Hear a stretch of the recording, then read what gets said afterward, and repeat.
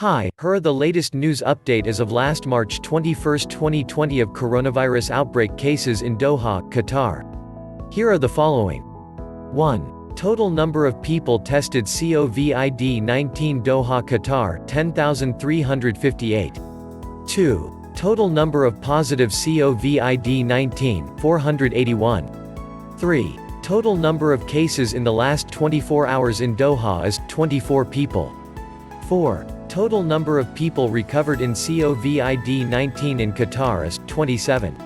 The Ministry of Public Health (MoPH) today announced that 17 patients who had contracted the novel coronavirus COVID-19 in Qatar have beat the virus.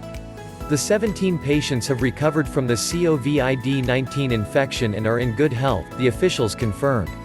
Among the 17 patients, 4 of them are Qatari citizen and 4 of them are expatriates. With these, the total number of COVID-19 recovery in Qatar has now reached 27. 11 new cases of the virus in the country was announced by MoPH today.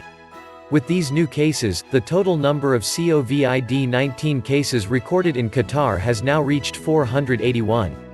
As health authorities in the country continue to implement the highest level of monitoring, detection, and management procedures to deal with the virus, the public has been advised to follow certain measures to safeguard their health.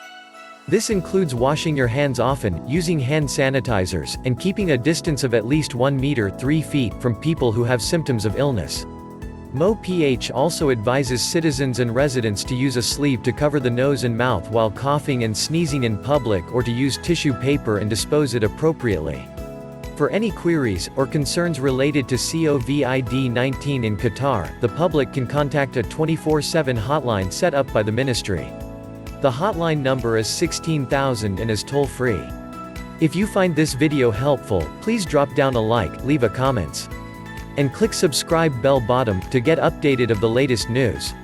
I'll see you on my next video soon.